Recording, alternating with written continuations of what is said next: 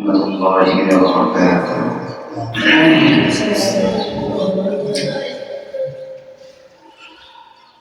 الحمد لله نحمده ونستعينه ونستغفره ونؤمن به ونتوكل عليه ونعوذ بالله من شرور أنفسنا ومن سيئات أعمالنا. من يهده الله فلا مضل له ومن يضلله فلا هادي له وأشهد أن لا إله إلا الله وحده لا شريك له وأشهد أن سيدنا ونبينا وشفيعنا وحبيبنا ومحبوبنا ومرشدنا ومولانا محمدا عبده ورسوله أرسله بالحق بشيرا ونذيرا وداعيا إلى الله بإذنه وسراجا منيرا. أما بعد فأعوذ بالله من الشيطان الرجيم. بسم الله الرحمن الرحيم.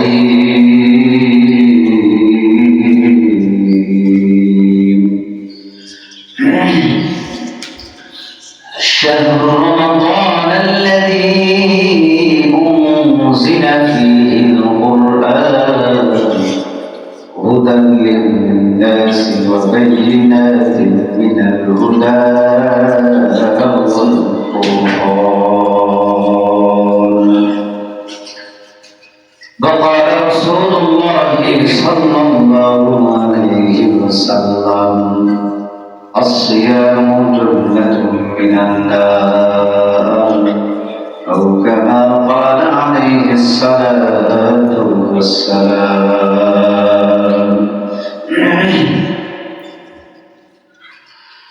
وقال تعالى: إن الله وملائكته يصلون على النبي يا أيها الذين آمنوا صلوا عليه وسلموا تسليما.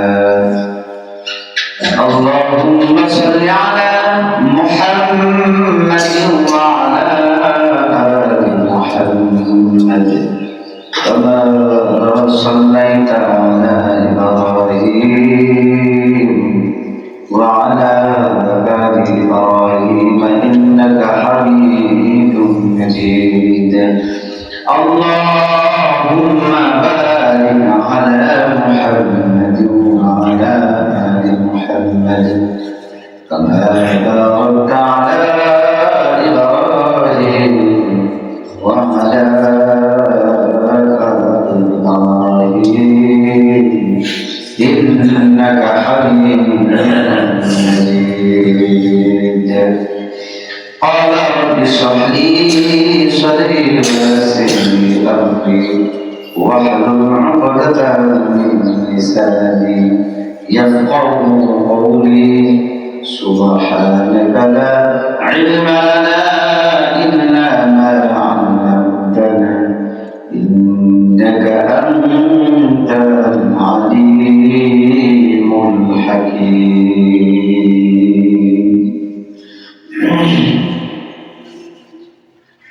আলহামদুলিল্লাহ, আল্লাহ পাকের দরবারে শুকরিয়া, যিনি আমাদেরকে দুনিয়ার সমস্ত ফিতনা ফাসাদ থেকে হেফাজত করে আল্লাহর ঘর মসজিদের ভিতরে বসার তৌফিক এনায়েত করেছেন। এই বরকতময় মাসে, বরকতময় দিনে ফজিলতপূর্ণ সময়ে আল্লাহ তাআলা আমাদেরকে গত রমজান হইতে রমজান হায়াত দান করেছেন। এটা আল্লাহ পাকের রহমত মেহেরবানি ছাড়া কিছুই না। কারণ আমরা অনেকেই দেখেছি আমাদের সাথে তারাবি আদায় করেছে, আমাদের সাথে সিয়াম পালন করেছে, আমাদের সাথে ফরজিয়ার হুকুম নামাজগুলো আদায় করেছে। আজকে তারা কবরবাসী হয়েছে, আজকে তারা কবরের বাসিন্দা হয়েছে। কিন্তু আল্লাহ আমাদেরকে হায়াত দান করেছেন, রমজানুল মুবারকের মতো একটা মুবারক মাস আমাদেরকে দান করেছেন। এবং রমজানুল মুবারকের জুমা শেষ জুমাতুল বিদা, শেষ জুমা, এই জুমা আমাদেরকে দান করেছেন। সমস্ত আকর্ষণীয় বিষয়, সমস্ত বস্তুর শেষে থাকে আকর্ষণীয় সময়, আকর্ষণীয় বিষয়।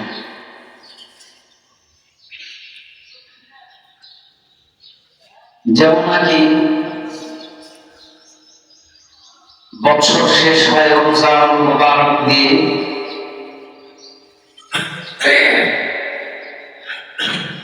রমজান মুবারক বড় বরকতময় মাস, এবং সপ্তাহ শেষ হয় শুক্রবার দিয়ে, শুক্রবার বড় বরকতময় দিন, এবং দিন শেষ হয় রাত দিয়ে, রাতটা হলো বড় বরকতময় সময়।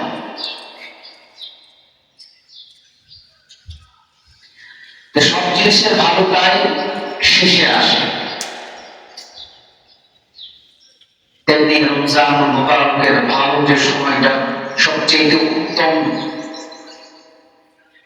যে সময়টা, সেই সময়টা আসছে এবং চলছে।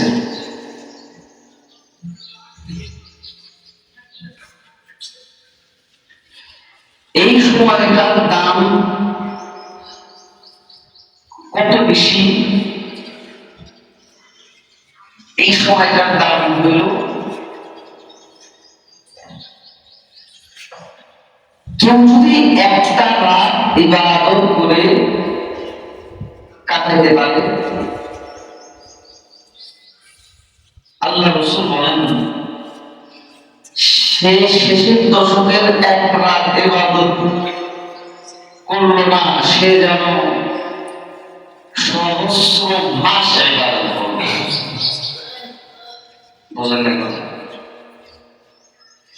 সে রমজানের শেষের দশকের একদিন এক রাত ইবাদত করল না, সে যেন সহস্র মাস ইবাদত করবে, সহস্র রাত ইবাদত করবে।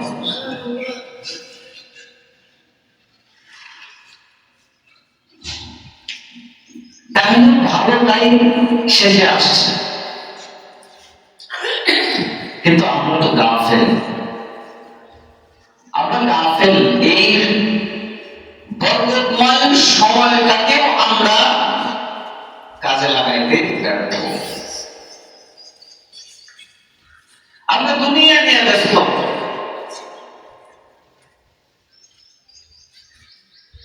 হায় আফসোস, যদি দুনিয়ার বিষয়টা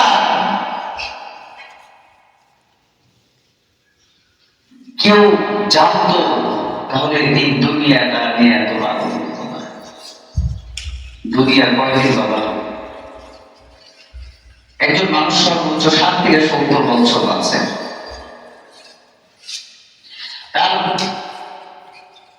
হাউস আল্লাহ থাকে মাত্র 40 বছর পর্যন্ত।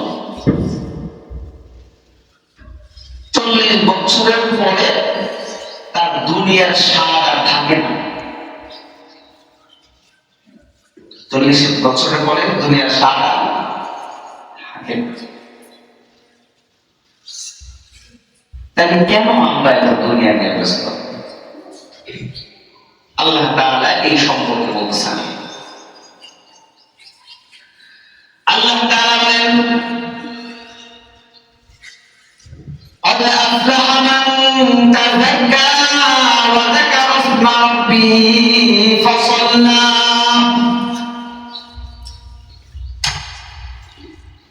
সফল তারা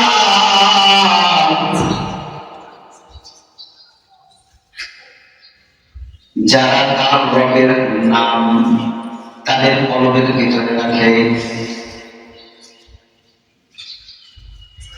সফল তারা قد أفلح من تزكى পরিচ্ছন্ন তারা, পরিষ্কার পবিত্র তারা, যারা তাদের রবের জিকিরটা, রবের নামটা তাদের কলবের ভিতরে রাখে। وذكر اسم ربه فصلى তাদের রবের জিকির কলবের ভিতরে রাখে আর তাদের রবের হুকুম সালাতগুলো সঠিকভাবে আদায় করে। وذكر اسم ربه فصلى তারাই তো সফল যারা তাদের রব নিজের কলিজার ভিতরে রাখে, নিজের রবের হুকুমগুলো বাস্তবায়ন করে, তারাই তো সফল। কিন্তু আমরা তো সফল নই, আমরা নিজের কলবের ভিতরে দুনিয়া দুনিয়া দুনিয়া, আমাদের কলবের ভিতরে আমাদের রবের কোনো জায়গা দিই না, ঠিক না?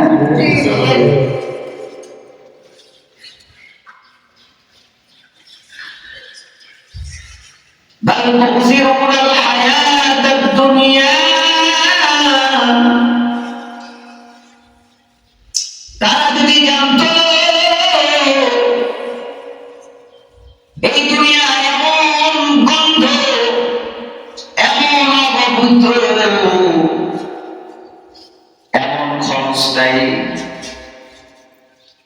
যদি তারা বুঝতো, তারা অনুভব করত, তাহলে এই দুনিয়াকে তারা কলিজার ভিতরে রাখতো না। والآخرة خير وأبقى কতই না উত্তম ওই জান্নাত, যে জান্নাতটা আল্লাহ তাআলা তার বান্দার জন্য নিজ হাতে, তার বান্দার জন্য যে হাত দিয়া বড় পছন্দ করে বড় ভালোবেসে সৃষ্টি করছেন। কতই না উত্তম আখিরাত।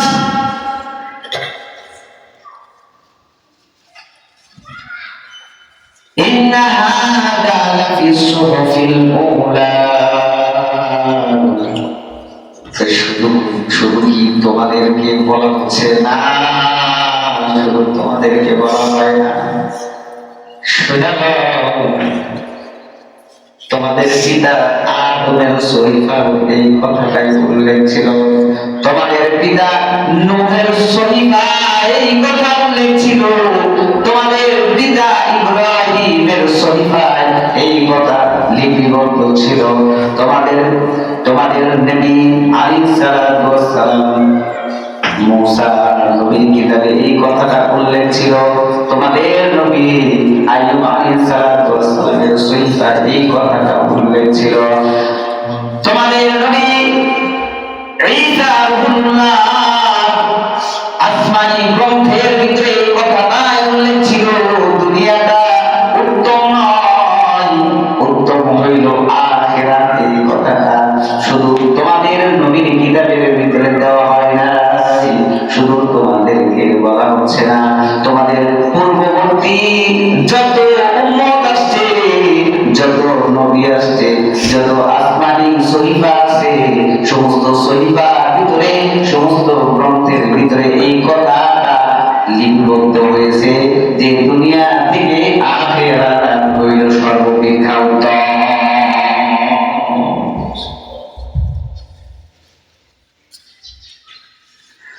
দুনিয়া থেকে আখিরাত অনেক, কিন্তু এই বিষয়টা মানুষের জেনে নাই, এই বিষয়টা মানুষ উপলব্ধি করতে পারে না। আপনাদের কাছে প্রশ্ন হইল, একজন মানুষের দুনিয়ার স্বাদ কত বছর পর্যন্ত? বলেন তো দেখি, কত বছর পর্যন্ত একজন মানুষের দুনিয়ার স্বাদ উপলব্ধি করতে পারে, ভোগ করতে পারে? মাত্র 40 বছর। কয় বছর? 40।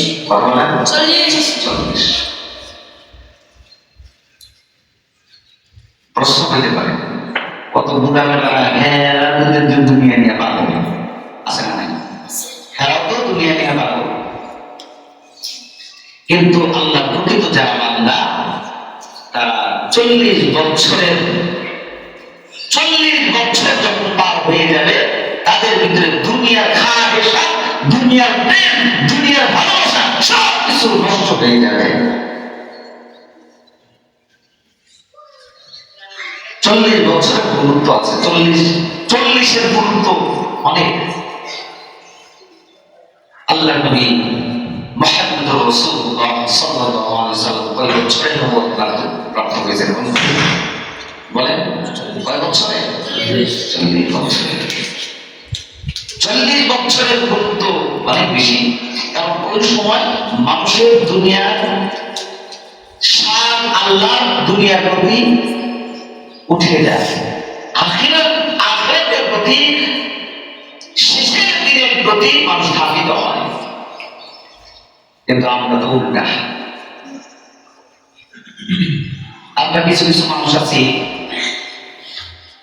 যে 40 বছর 50 বছর পার হয়ে যায়, তারপরে টিভি দেখা ছাড়তে পারি না, আছে না? 50 বছর পার হয়ে যায়, ঘুষ খাওয়া ছাড়তে পারি না, আছে না? 70 বছর পার হয়ে যায়, এখনো জানাজা বিচারে লিপ্ত হওয়ার মতো দুঃসাহস দেখায়, আছে না?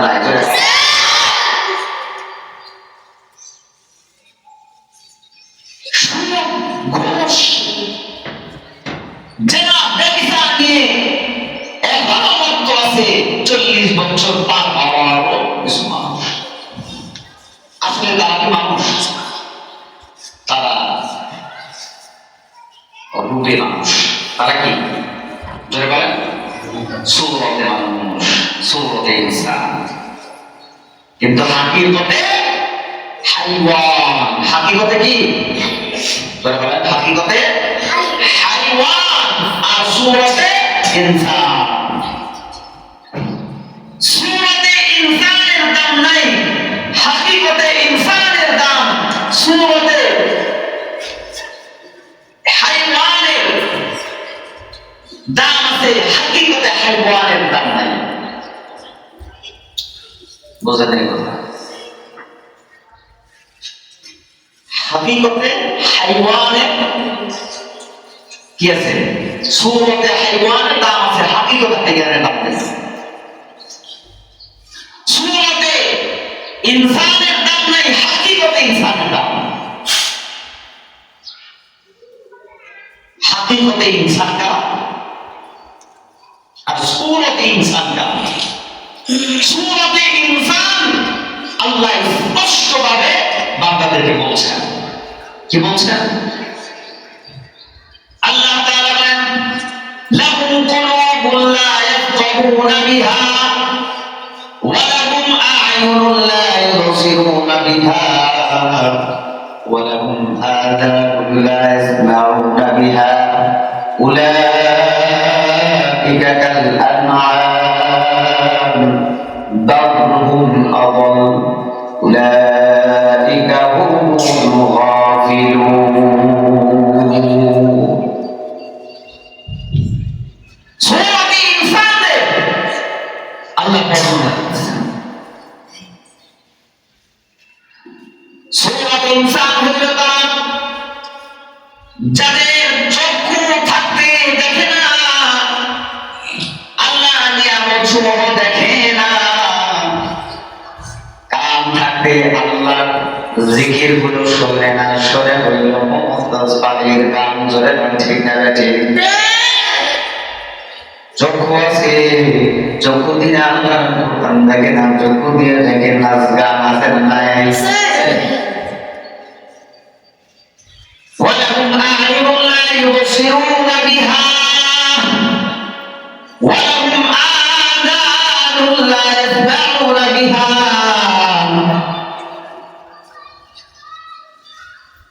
চোখ আছে, কান আছে, কলব আছে, কলব দিয়ে একবার চিন্তা করে না যে আমি দুনিয়াতে আছি, আজকে আবার কালকেও না থাকতে পারি, কালকে আমি আজকে দুনিয়ার উপরে পদার্পণ করতেছি, কালকে হয়তো আমার রবের সামনে আমাকে দাঁড়াইতে হইতে পারে।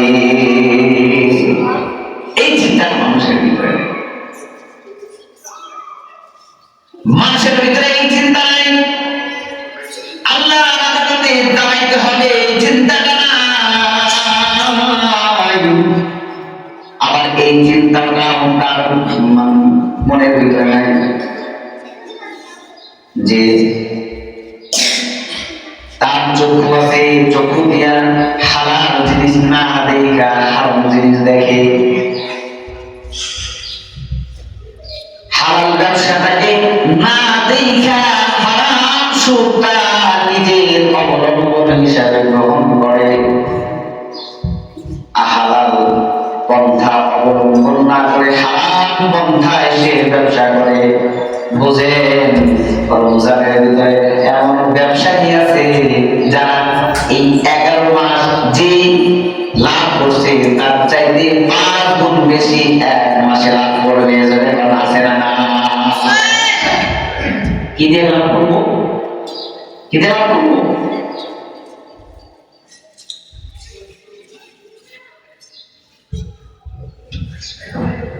মানুষের বিপদে ফেলে লাভ করা এটা জুলুম। এটা কি?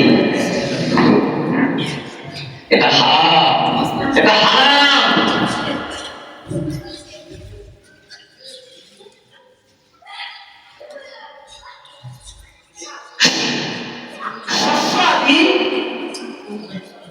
কি করে? বাংলায় করে, বাংলায় করে পরে যখন নাম্বার পৌঁছায় সিন্ডিকেট যেটাকে বলা হয়। কত কদিন আগে দেখছেন না, রমজানের আগে ওই লেবুকে বড়েও না, আর রমজানের পরে 120 টাকা, 130 টাকা, 150, 200 টাকা পর্যন্ত গেছে।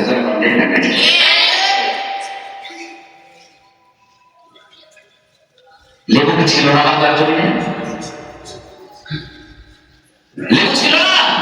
ছিল, কিন্তু কিছু দুষ্কৃতী, কিছু অতি চালাক ব্যবসায়ী সিন্ডিকেট করে মানুষ থেকে অতিরিক্ত বেশি অর্থ লাভ করার জন্য মানুষের উপর জুলুম করেছে।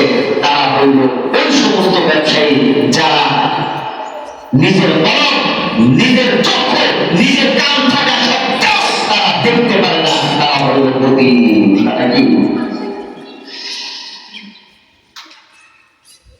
যাই হোক, ওই দিকে যাচ্ছি না। আল্লাহ তাআলা বলেছেন চোখ থাকা সত্ত্বেও দেখে না, কান থাকা সত্ত্বেও শোনে না, কলব থাকা সত্ত্বেও অনুধাবন করে না। আল্লাহ যে এই কথাটা তার মনের ভিতরে নিয়ে আসতে পারে না। মুসলমান হিসাবে বাপদাদার সুখে মুসলমান হয়েছে, কিন্তু হাকিকতে মুসলমান না, সূরাতে সে মুসলমান। ঠিক না? সূরাতে মুসলমান, বাপদাদার সুখে মুসলমান হয়েছে। এই জন্যই তো মুসলমানের যে হাকিকত, ঈমানের যে হাকিকত, আমলের যে হাকিকত, এই হাকিকতটা আমরা বুঝি না, আমরা দুনিয়া নিয়ে ব্যস্ত। আমাদের আহলে হক, উলামায়ে কেরাম থেকে শুরু করে আল্লাহর নবী, সাহাবা, আল্লাহ নবী পর্যন্ত কত কষ্ট না স্বীকার করেছে এই দিনের জন্য।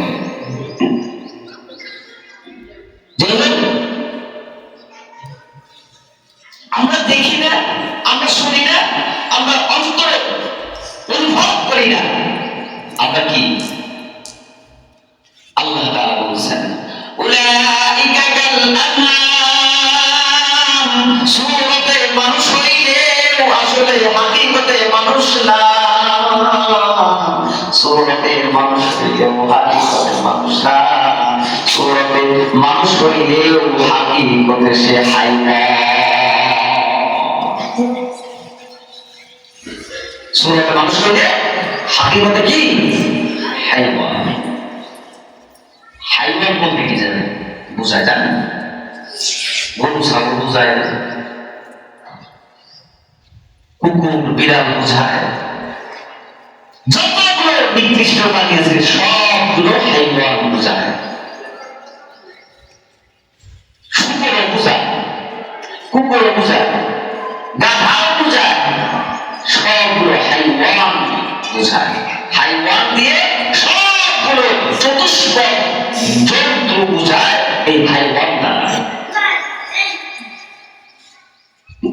আমার ভিতরে যে জ্ঞানটা আছে সর্বাপেক্ষা উত্তম জ্ঞান, তার ভিতরে কি সেই জ্ঞান আছে? কথা বলেন, আছে?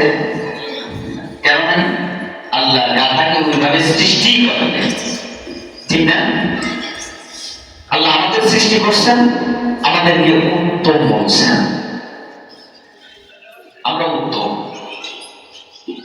উত্তম হয়ে যদি অন্তরের কাজগুলো করি, তাহলে এর মতো নির্বোধ আর এর মতো নির্লজ্জ আল্লাহ সৃষ্টির ভিতরে আর কেউ হইতে পারে না। যেটা ঠিক না ঠিক?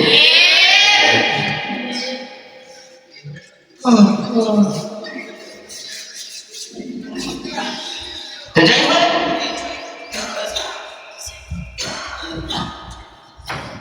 আল্লাহ শুধু হাইওয়ান বলে খ্যাত হন নাই। আল্লাহ বলছেন কি উলাইকা কাল আনআম, তারা চতুষ্পদ যন্ত্রের মতো, জন্তুর মতো।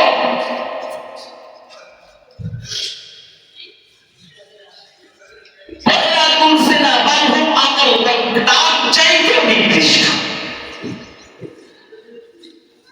একটা শুকর কোনদিন দেখছেন আরেকজন থেকে ঘুষ খাইছে?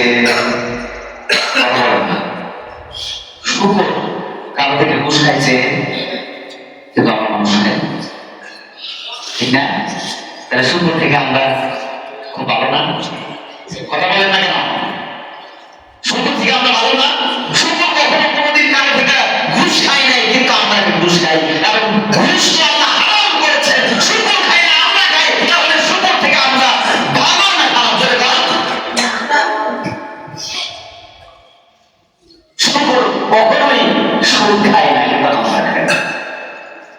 আর আমরা নিজেদের মানুষ বলে, ইনসান বলে, উত্তম বলে দাবি করি।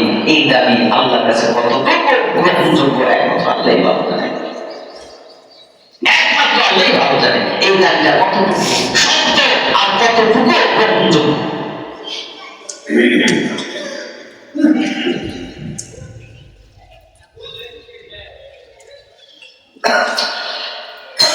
সাইয়্যিদনা আব্দুল কাদের রাহমাতুল্লাহি আলাইহি বলেন যে ইনসান আর হাইওয়ান, এই দুই প্রাণীকে আল্লাহ পৃথকভাবে সৃষ্টি করেছেন। ইনসানকে ইনসানিয়াত দান করেছেন, হাইওয়ানকে হাইওয়ানিয়াত দান করেছেন। ইনসানকে অতি উত্তম সুরত, অতি উত্তম মেধা, অতি উত্তম চরিত্র দিয়ে সৃষ্টি করেছেন, আর হাইওয়ানকে নগণ্যতম মেধা, নগণ্যতম সুরত, নগণ্যতম আচার বিধি দিয়ে সৃষ্টি করছেন। এই নগণ্যতম হাইওয়ান কোন কোন সময় উত্তম মানুষ ইনসানের চাইতে উত্তম নগণ্যতম হাইওয়ান উত্তম ইনসানের চাইতে উত্তম হয়। কখন? যখন আমরা আমাদেরকে আল্লাহ রমজানুল মুবারক দান করেছেন, আমাদের ভুলগুলো শুনতে আমরা জান্নাতের যাত্রী হব। আমাদেরকে মেহেরবানি করে রমজানুল মুবারকের মতো পবিত্র মাস দান করেছেন। আর এই পবিত্রটাকে অপবিত্র করে যারা রমজানের হক আদায় না করে যারা প্রকাশ্যে সিগারেট খায়,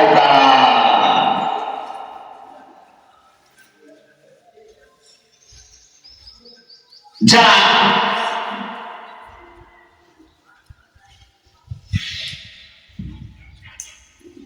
ওই কাজগুলো করে যে কাজগুলো হাইওয়ান করে।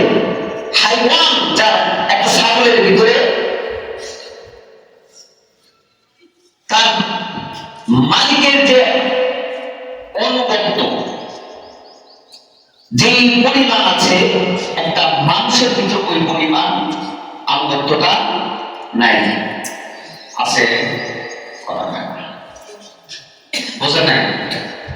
একটা ছাগল বা একটা গরু এর ভিতরে যে আনুগত্যটা আছে তার মালিকের প্রতি, একটা মানুষের কি তার মালিকের প্রতি এই আনুগত্যটা আছে না? যদি একটা কুকুরের ভিতরে যে আনুগত্যটা মালিকের প্রতি আছে, একটা মানুষের ভিতরে ওই আনুগত্যটা তার মালিকের প্রতি না, আর যদি থাকে তাহলে সে ফেরেশতাদের চাইতে উত্তম। আর যদি আনুগত্যটা তার প্রভুর প্রতি, তার মালিকের প্রতি, তার সৃষ্টিকর্তার প্রতি থাকে, তাহলে সে ফেরেশতাদের চাইতেও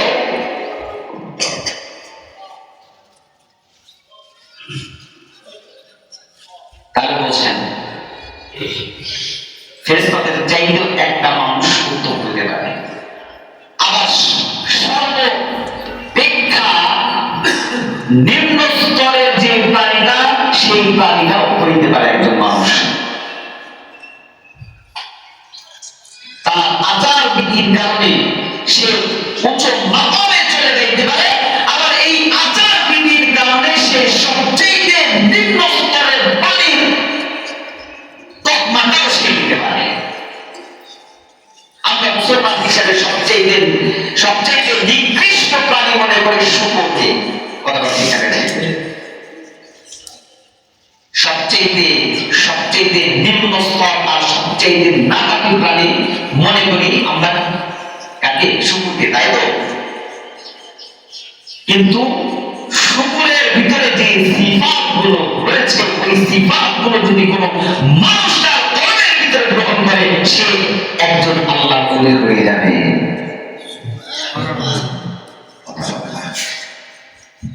একটা কুকুরের ভিতরে আমরা মানুষ হিসেবে কুকুরকে আমরা একটা নির্দিষ্ট প্রাণী হিসেবেই জানি, তাই তো?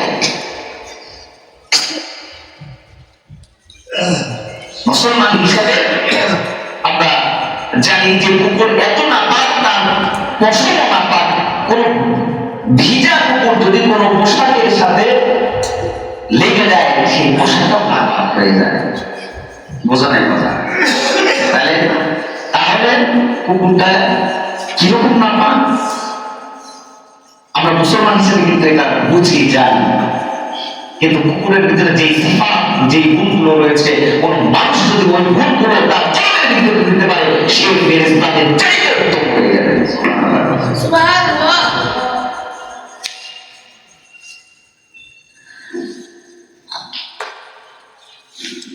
তো মূল কথা হইল, আমাদের যে পথ আল্লাহ বাতলায় দিয়েছিলেন, সেই পথে আমরা না গিয়ে আমরা অন্য পথ ধরেছি, অন্য পথে আমরা যাত্রী হয়েছি। আমাদের কথা ছিল এখান থেকে ঢাকা যাবি, কিন্তু আমরা ঢাকা না গিয়ে আমরা যাচ্ছি, এটা এদিকে কি হালুয়াঘাট নাকি? এদিকে কি কথা বলছে না? ঈশ্বরগঞ্জ। আমরা যদি ঈশ্বরগঞ্জ যাই, কথা ছিল ঢাকা যাওয়া, কিন্তু ঈশ্বরগঞ্জ যদি যাই, আমি যদি সারা জনম ভরে ওই ঈশ্বরগঞ্জের রাস্তা দিয়া যদি আমি সোজা যাইতে থাকি, আমি ঢাকা পাবো? পাবো? কেন পাবো না? কারণ একটাই, আমি ওই পথে যাই নাই, আমি অন্য পথ গেছি।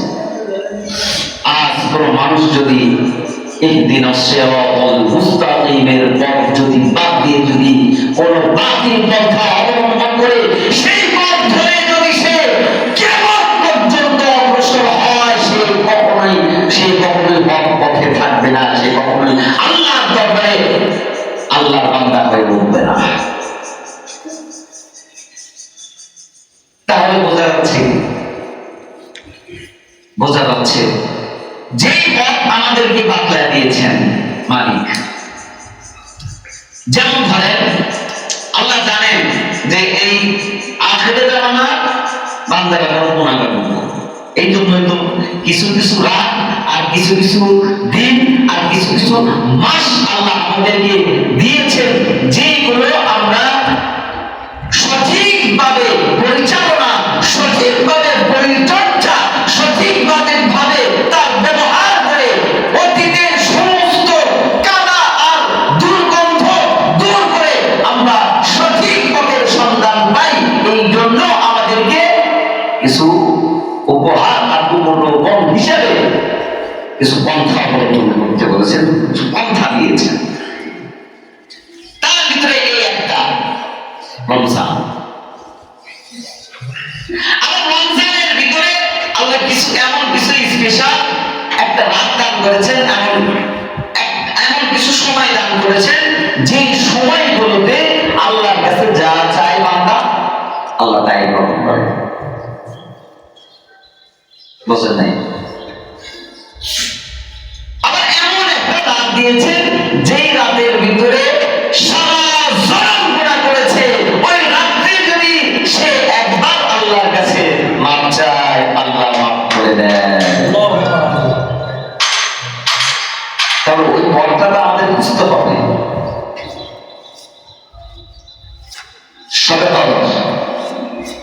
সবে কদর কোন নির্ধারিত দিনে না। আমরা তো মনে করি 27-এর ভিতরে আইসা সারা দিনের সন্দেহের গুনাহ মাপ চাও। 27-এর ভিতরে যে সবে কদর তোমার বসে কিনা? হ্যাঁ, দেখবেন জহরে যে যাত্রীটা হয়, মানুষ হয়, আসরে ওই মানুষ হয় না। আসরে যে মানুষ হয়, মাগরিবে হয়। মাগরিবে যে মানুষ হয়, আমি দেখি যে ঈশাতে তার 3 ভাগের 1 ভাগ হয় না। কথা মিথ্যা বলছি? কথা কয় না? কথা মিথ্যা বলছি? এই মসজিদ করে না। হ্যাঁ, এই মসজিদে ঠিক মতো করে না। তাহলে বলছেন আল্লাহ আমাদেরকে সঠিক সমস্যা দান করুন। তো বলতেছিলাম আল্লাহ তাআলা আমাদেরকে যে পন্থা অবলম্বন করতে বলেছেন, ওই পন্থা অবলম্বন আমাদের করতে হবে।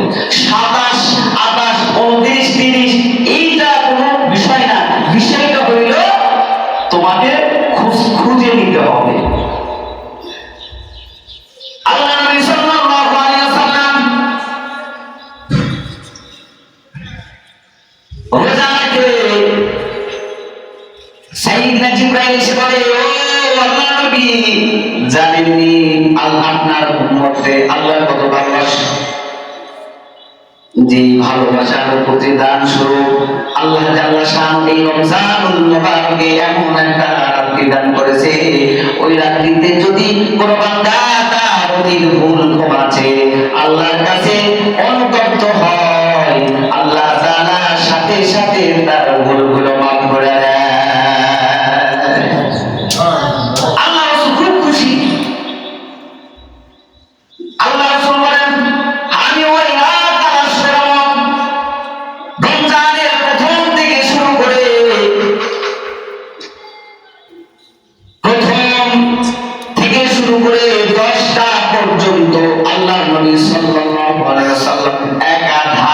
ওই রাতটা খুঁজে 10টা শেষ হয়ে যায়। জিবরাইল এসে বলে, ও আল্লাহর নবী, আপনি কি খুঁজতেছেন? কয় জিবরাইল, আমি তো সবে কদর খুঁজতেছি, ওই রাতটা খুঁজতেছি যে রাতটা আল্লাহ তাআলা আমার উম্মতকে উপর হিসাবে দান করেছে। আমি তো ওইটা খুঁজি। জিবরাইল বলেন, ও আল্লাহর নবী, পান নাই, আপনি ওই রাতটা পান নাই। দ্বিতীয় শপথটি আসেন, দ্বিতীয় 10 দিন আসেন।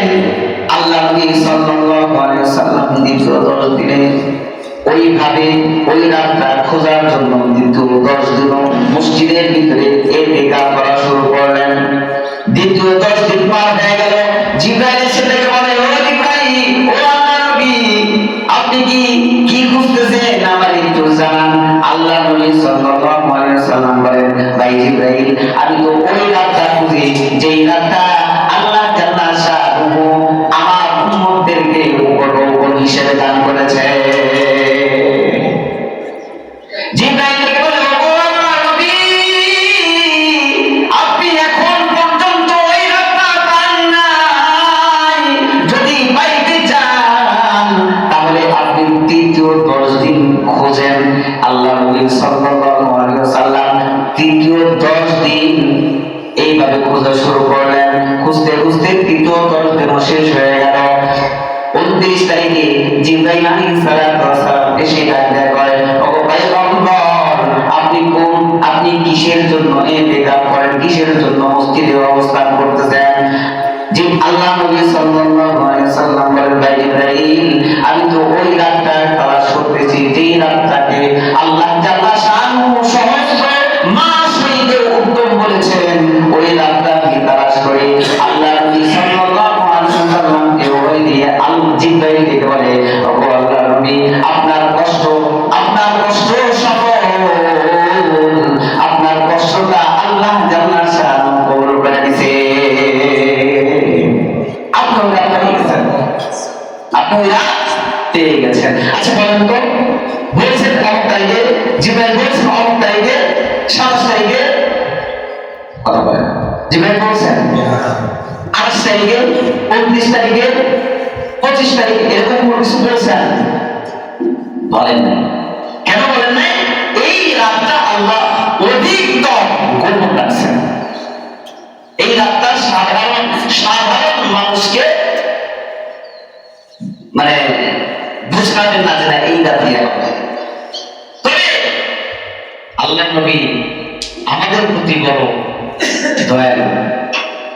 আল্লাহ নবী কিছু সিম্পটম আমাদেরকে বলেছেন যে তোমরা, আল্লাহ চায় বান্দা আমার ইবাদত করে আমার প্রতি ধাবিত হবে।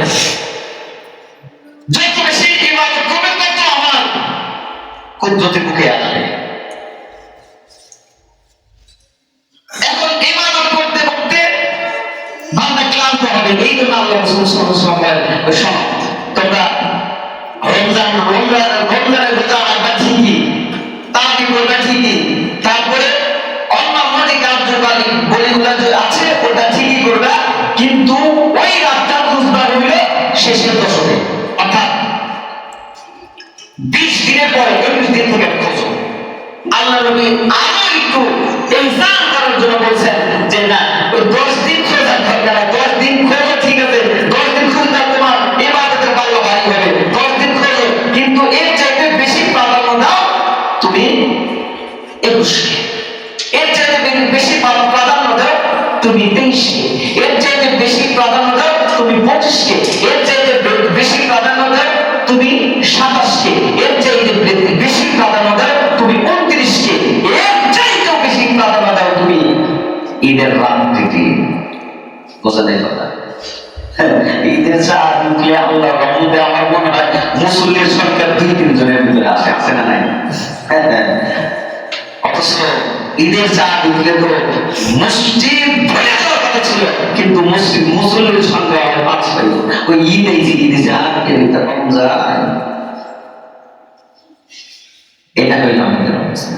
আল্লাহ চায় আমার কুদরতি বুকে আসল মানুষ, কিন্তু আমরা চাই আল্লাহর কুদরতি বুকে না, আমরা গায়রুল্লাহ বুকে যাইতে চাই, আমরা মাখলুকের বুকে যাইতে চাই, আমরা খালিকের বুকে যাইতে চাই না। এই জন্যই তো আমরা আজ অন্য পথের যাত্রী, আমরা আজ অন্য পথের যাত্রী। আল্লাহ তাআলা শান আমাদেরকে এই কথাগুলো বুঝে আমল করার তৌফিক দান করুন। আমিন ওয়া আখিরু দাওয়ানা আলহামদুলিল্লাহি রাব্বিল আলামিন।